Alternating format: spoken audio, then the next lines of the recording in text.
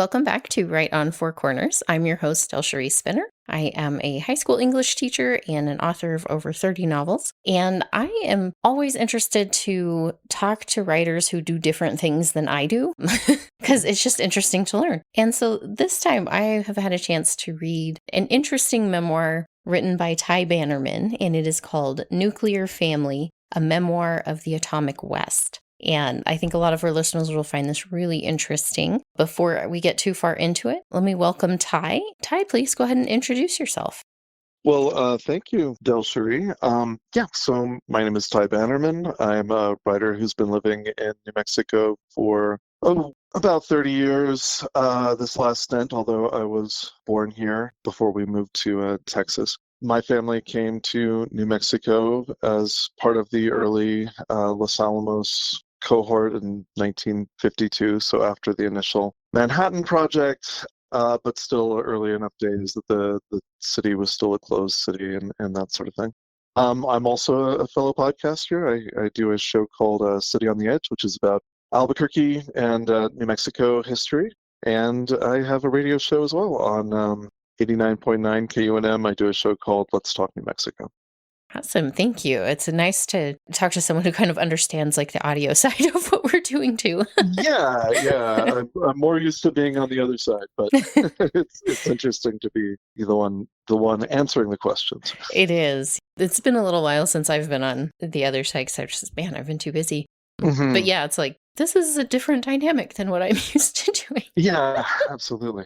Especially since I used to work in journalism. So even on that side of things, Okay. I was the one doing the interviews. So right. Every so often to have the tables flipped, you're like, oh, this is what this feels like. Right. I forgot. Yes. Yeah, a whole other view of things. Mm-hmm.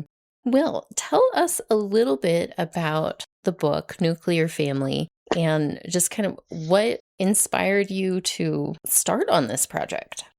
Right. So, as I mentioned, my family came to New Mexico in the early 1950s because of Los Alamos and the laboratory there. So that was a big part of like kind of the family's foundational myth, at least as far as it is, as far as when it comes to New Mexico.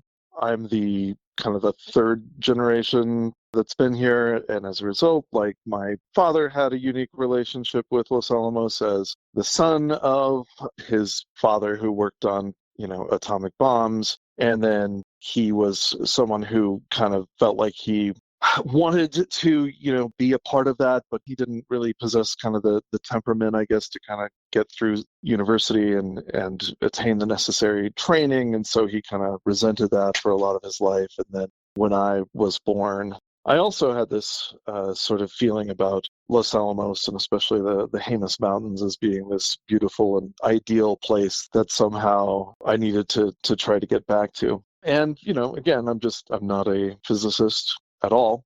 And as I grew older and learned more about the history of Los Alamos and the Manhattan Project and kind of the role of the labs in, environmental impact in the area, cultural impact, historic impact, I saw it as this is actually a much more complicated thing than I had originally realized. And so this book came out of my desire to try to kind of wrap my head around the experience of my family, but also the experience of many people who are sort of tangentially related to the nuclear defense industry in New Mexico, people who were exposed to radiation because of the Trinity test, or people who were working very working class jobs in Los Alamos, not so much the scientists, not so much Oppenheimer, although of course you can't talk about Los Alamos without talking about them, but the focus, I wanted it more on people who had less kind of control over what was happening there and kind of how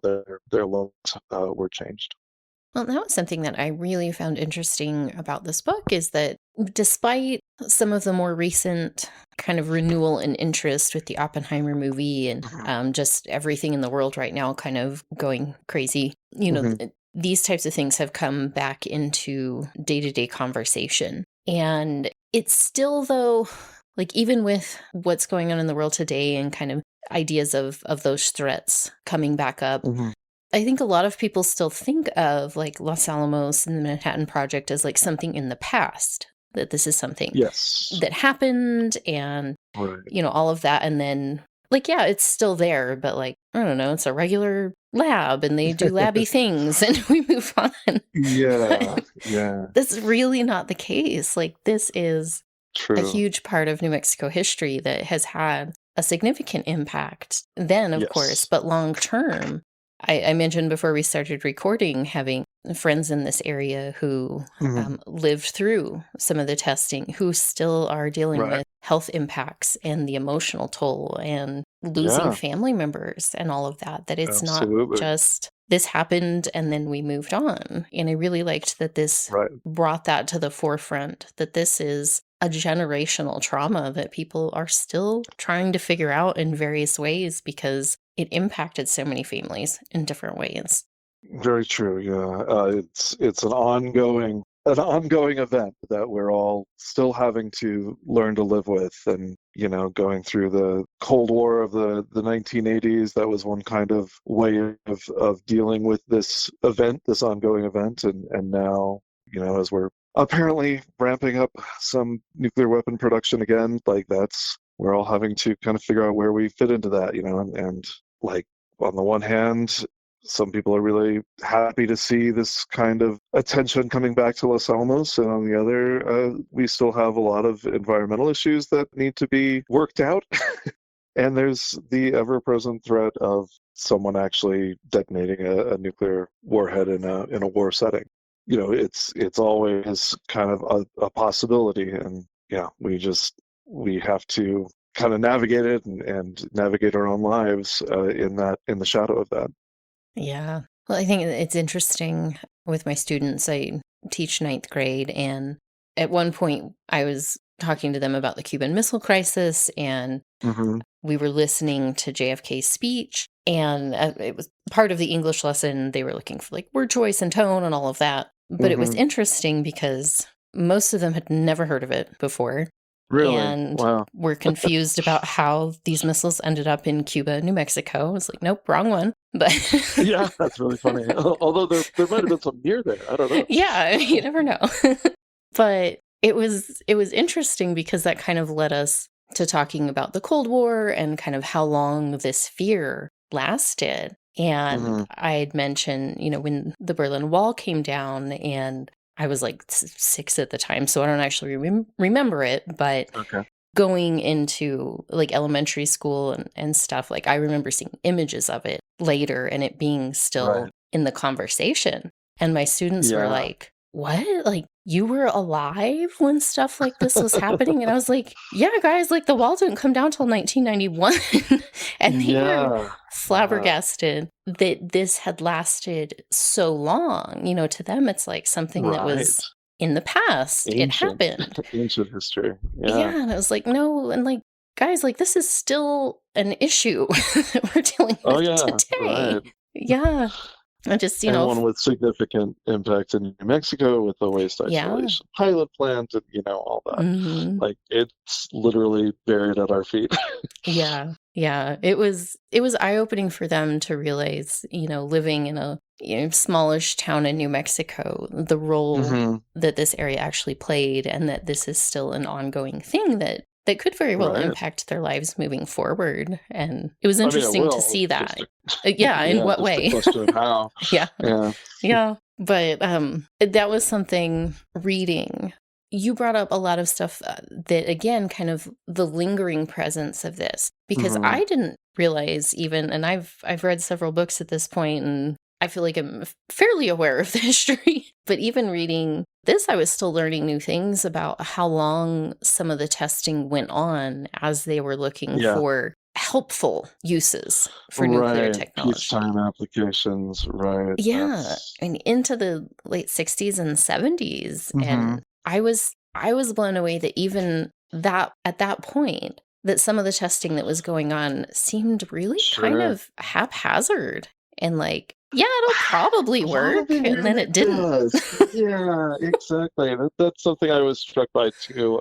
And there was this kind of scrappy can-do attitude about things that especially in the early years of both the Manhattan Project and Los Alamos. Like, well, we'll figure out the consequences later. We're gonna make this happen, and then we'll see what it does, kind of thing. I don't think I got into. There was one story about the so-called demon core, which is a pit of plutonium that I can't remember which scientist it was, but he liked to do this trick where he would keep the two halves of the plutonium pit separated with a screwdriver, and until it would just start to kind of glow a little bit. Obviously, incredibly dangerous. And screwdriver slipped, came together, and flash of blue light, and he was exposed to a deadly amount of radiation. He had the wherewithal to separate the cores so it didn't continue to go critical, but he died, and there was no reason for it. It was very ridiculous death. He was just doing kind of a stunt. He was doing a trick, a cool thing, a cool scientific phenomenon. And you see a lot of that in those early days. Yeah, it's crazy to think about because some of it just felt like, I don't know, some of my students out doing, stupid tricks or something, or like, wouldn't it be funny if we stole this jacket and ran off? No, now you're Yeah, on, probation yeah, for the next year of your life. And I just, exactly. And I've certainly done oh, stuff like that too, but it didn't involve, potentially deadly amounts of radiation. So, yeah, I know that was an aspect of this reading because you bring in a lot of the history, and I'll mhm. ask you about the structure in just a minute, but Oh, sure. in different things like that where I was just like, wow, like there was not the forethought. And it's like, I don't know, like I get it more early on in the middle of the Hmm. war. There's this desperation. We've got to make it work. We're Yeah, going to take these risks. But the longer they're working with it and the further into time they got, where it's like, no, you yeah, understand the consequences of this. How were people absolutely. still being so cavalier with Yeah, such dangerous ideas and experiments? That just blew my mind.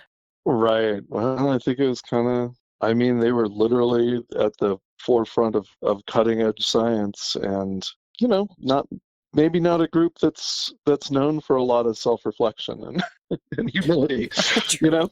Well, it's kind of funny because with everything with AI right now, Hmm. as I was reading about kind of some of these scientists and the different things that they were doing, it really made me think a lot about the way that AI has been approached with Yeah, like, let's build it and pour all these resources into it and push it to go as fast as we can. Why? right. We'll figure out what to do with it later. We just need to Yeah, make yeah. it. And it's like It's just the consequences, guys. What are we doing? right, exactly, exactly. How are we as a society supposed to respond to this? Yeah, exactly. Same kind of thing. Especially, I mean, during the war, there was a very specific purpose. It's really after the war when they're kind of like, well, what do we do now? Should we, Oppenheimer wanted to see a, international body that was designed to be a watchdog over nuclear weapons use, and yeah, that didn't happen, and so we wound up with this massive arms buildup, and fortunately that worked out so far. But it wasn't like people necessarily knew that was going to work out as the doctrine of mutually assured destruction would serve as a dissuading factor in potential conflict. They weren't sure that was going to work, and looking back, it kind of seems like a miracle that it worked, and who knows how long it'll work as well. You know? Yeah, it's feeling a little shaky lately, but Yeah, yeah, hoping it continues. Oh, right. goodness. But I don't know, it just kind of struck me that we're still human in that same way of like Yes. pushing boundaries without really thinking about the consequences, and makes you Yeah, kind of wonder where things will progress to with all the chaos going right. on right now. And again, like fingers crossed, we True, true. hold on to some common sense and figure things out, but we will have to Right. see. Well, and as I mentioned, I did want to ask you about the structure. Uh-huh. It's kind of funny because I've been doing the show for about 4 years now, and Hmm. I didn't really read a lot of memoir prior to doing the Right. show. Like Uh-huh. occasionally here and there, but I've had a lot more opportunity to read memoir over the last few years. And it always strikes me that no two is the same. Everybody chooses to tell True. their story in different ways. And sometimes it's linear, sometimes other stuff is brought in, sometimes it's just all over the place and really surprising. Right. Yeah. And your structure was interesting because we get these aspects of your family's history, as well as some of the scientific history, as well as periods where you're reflecting and thinking about some of Hmm. the things that have gone on. And so it's really kind of a mixture of different elements that were brought together in the memoir. And so I wanted to Yes. ask you about how you put it together, what that process was like of compiling all of these thoughts. Right. Well, it came about pretty organically. The original intention was to have a much more straightforward kind of history of, like a bit more narrative, a bit more reflective, maybe than an average history book, but one that focused on, the lives of different people who were tangentially affected by nuclear weapons coming to New Mexico. And as I was writing that more and more and kind of getting into the history of Los Alamos and stuff, it just became really clear to me that one of the people that I needed to write about were some of the people were in my family. And so, and as a member of that family, my own path to learning about that history and my own experiences became, I felt like, an important key to kind of understanding where the book was coming from. And it was a lot of, like, once I opened that door, I felt like it just made a lot of sense to be moving through these stories and then kind of reflecting on similar things that may have happened in my family, or ways we were affected, or ways that I'm trying to understand things that happened in my life, and seeing, maybe this is part of the context of understanding this event. So yeah, it was an organic growth of that portion of the story. And so once I kind of allowed that to happen, then it really, to my mind, became what it needed to be. And that is, not to say that anything like spectacularly horrible or, incredibly important happened because of my family or to my family, but I found that they served as a kind of emblematic of the way, kind of a nuclear family, if you will, is affected by these huge historical events, and how it can alter the path of personal history. Well, and one of the things that really stood out to me on the side of your family history and digging into different events and their effects, Hmm. you touched on it a little bit before, but thinking about place and the Hmm. connection Yeah. and the emotional bond that members of your family felt toward the area of Los Alamos and the mountains around it, Right. and then Hmm. not really being able to just stay or go back there by choice because of the nature Yeah. of the town and what it is, that somewhere where a person grows up feeling like this is home and then being Uh-huh. told later, like, well, yeah, but you have to leave and you can't really come back, long term. Like, Yeah. that's a weird thing to try to deal with. And it did have impacts on members of your family to feel like they couldn't go home in that sense. Certainly. Yeah, absolutely. I mean, I think, I can't think of a more perfect place for a child in the 1950s to grow up than Los Alamos, which was kind of like the government's idea of this perfect little town, and then the spectacular natural beauty all around it.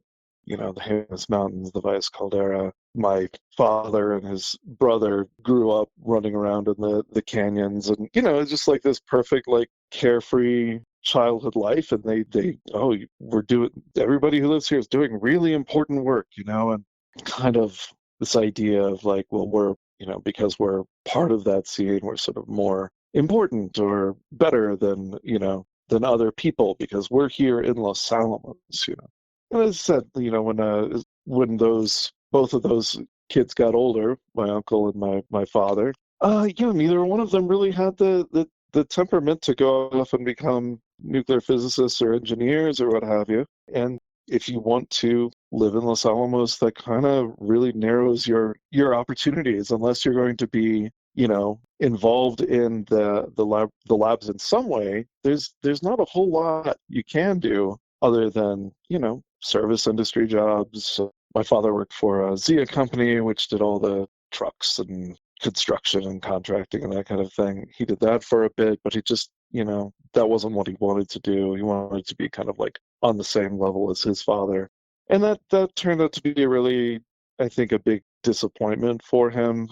Especially we wound up moving away from Los Alamos because there was a job opportunity in Houston, Texas, and that's a very different kind of place. And I don't think it was real good for him. And he wound up having some predilection towards substance abuse, and a lot of self-loathing, some abusive behavior, and it's hard to say. Like, certainly plenty of people struggle with those same things that aren't from Los Alamos, but it definitely seemed like that was part of the context of his unhappiness in life.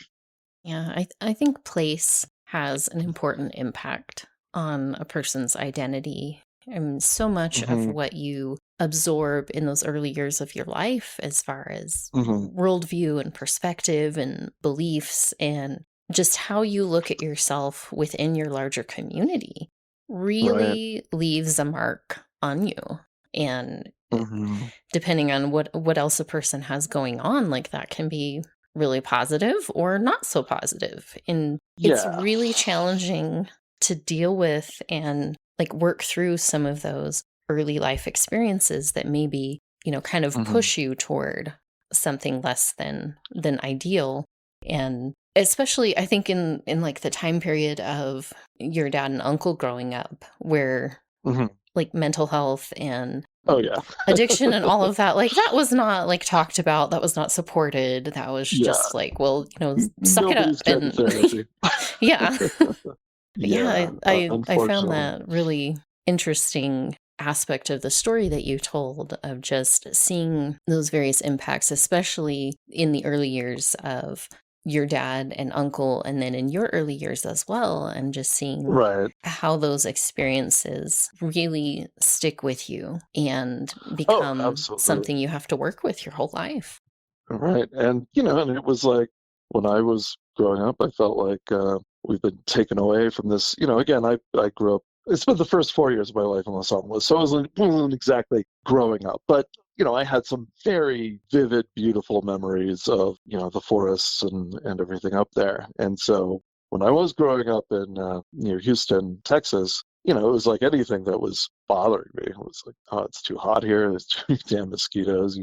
Dad's angry all the time. Whatever. It's like, well, if only we'd stayed. If only we'd stayed in Los Alamos. That's the place. That's the place for me. And so when I got an opportunity to kind of strike out on my own, I went back to New Mexico.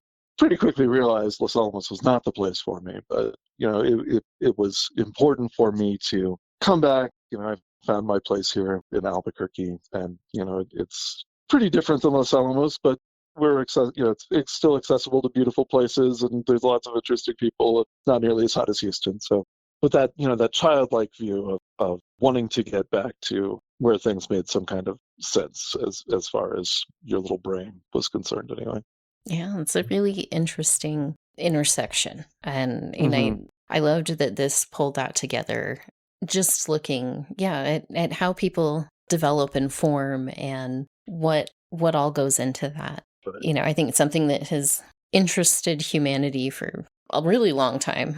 hmm. Looking at the early days of psychology and everything, some of those Yes. debates and some of the also terrible experiments that were done Oh early in yeah. those days, we're like, oh my gosh, what are we Oh doing? yeah. But Right. Absolutely. but our time together really flew by, because we are already at the Oh. point to start wrapping up. But hopefully, as our listeners can tell, like, we really just touched on a few highlights of the book that really, I think, will interest people and get them thinking. Yeah. And I just wanted to remind our listeners that the book is called Nuclear Family, A Memoir of the Atomic West by Ty Bannerman, and this is out through UNM Press. So Hmm. it's available everywhere, which is great. Not hard to find. Yeah. But Your bookstore can order it. yeah, yeah. And it seems like you've kind of been doing some events and having some opportunities to be out in the public, chatting with people here and Yeah, there. So that's that's awesome. right. Where can people find you and any information about the book Hmm. online? Well, I'm going to be part of this, I believe it's Los Alamos' first literary fest in October called the Pajarito Book Fest, I think is what it's called. Pajarito Literary Festival. I'm going to be part of that, and I'm trying to see the actual dates for that. Sorry, I'm not sure what the dates are, but look for it. You can go online and go to just do a search for Pajarito Literary Festival. It's early October, so I'll be part of that. And then I have a website, tybannerman.com.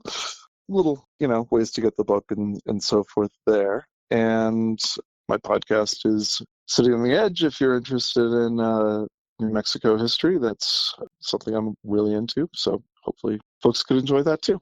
Awesome. And outside of the podcast and your radio work, do you have any projects that you're working on as far as future books or anything people can keep an eye out for?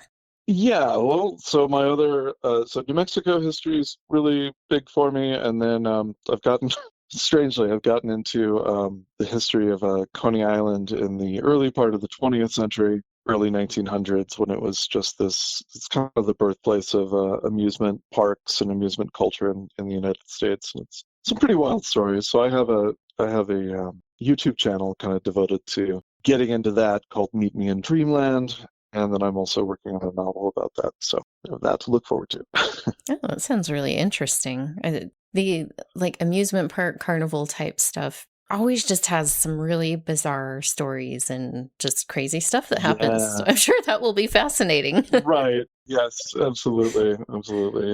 And again, it's kind of one of those things. I mean, obviously the invention of the nuclear bomb is huge, but in a way, the creation of the amusement culture and amusement parks also had a huge impact on American culture. So I'm finding that similarly fascinating and, a little less destructive. Yeah, hopefully. There's some podcast I listen to will occasionally do theme park disaster episodes. Oh, that's true. Yeah. It's like, Oh, yeah. yeah, People do fall off the things from time to time. It's, one or two at a time. just a few. Yeah. Well, awesome. Well, Ty, thank you so much for taking the time to come on the show. I learned a lot and I found your book really interesting, and I hope people take a minute to go check it out. Well, thank you so much. I really enjoyed talking to you.